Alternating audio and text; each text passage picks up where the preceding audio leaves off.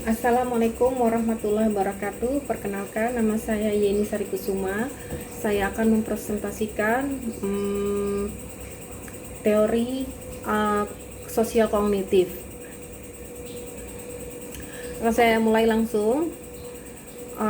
Teori sosial kognitif dari Albert Bandura.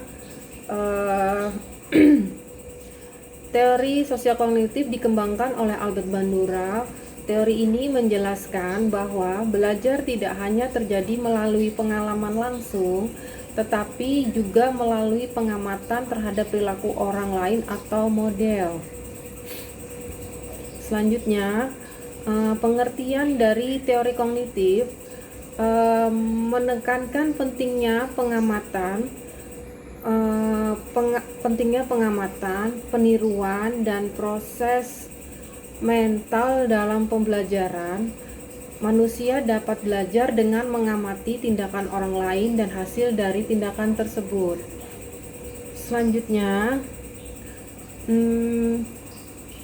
konsep dari konsep utama dari teori sosial kognitif itu adalah yang pertama, belajar melalui pengamatan. Belajar melalui pengamatan itu contohnya misalkan individu dapat belajar dengan mengamati tindakan orang lain dan hasil dari tindakan tersebut. Misalnya, anak belajar sopan santun dari cara orang tuanya berbicara. Yang kedua, model atau modeling, menirukan perilaku. Misal dari menirukan perilaku itu sendiri, perilaku seseorang seringkali merupakan hasil dari meniru perilaku model yang dianggap penting. Itu contohnya seperti guru, orang tua, atau tokoh idola kita sendiri. Yang ketiga, reinforcement atau hukuman. Itu penjelasannya, meskipun seseorang bisa belajar hanya dengan pengamati atau penguatan, dan hukuman atau punishment tetap berperan penting dalam menentukan apakah perilaku tersebut akan diulangi atau tidak. Yang keempat, self-efficacy atau keyakinan diri. Maksudnya adalah keyakinan seseorang terhadap kemampuannya untuk melakukan suatu tindakan semakin tinggi.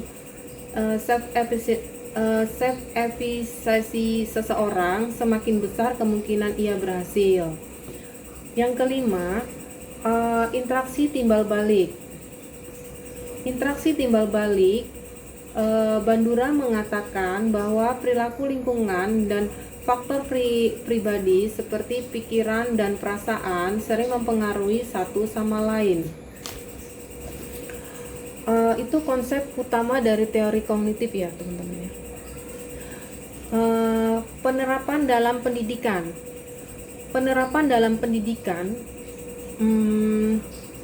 Misalnya guru menjadi model positif bagi siswa. Penggunaan media pembelajaran seperti video dan demonstrasi.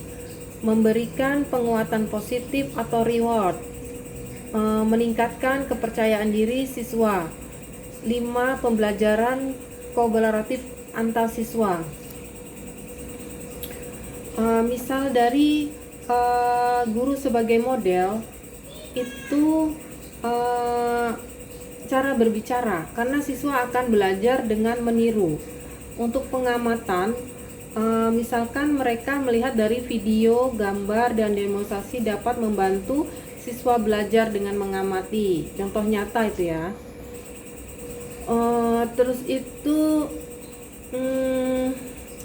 pemberian atau penguatan positif, misalnya pujian dan penghargaan, karena itu dapat memotivasi siswa untuk mengulangi perilaku yang baik. Yang keempat, menumbuhkan kepercayaan diri siswa. Guru perlu memberikan dukungan agar siswa yakin dan kemampuan dirinya untuk belajar dan berhasil.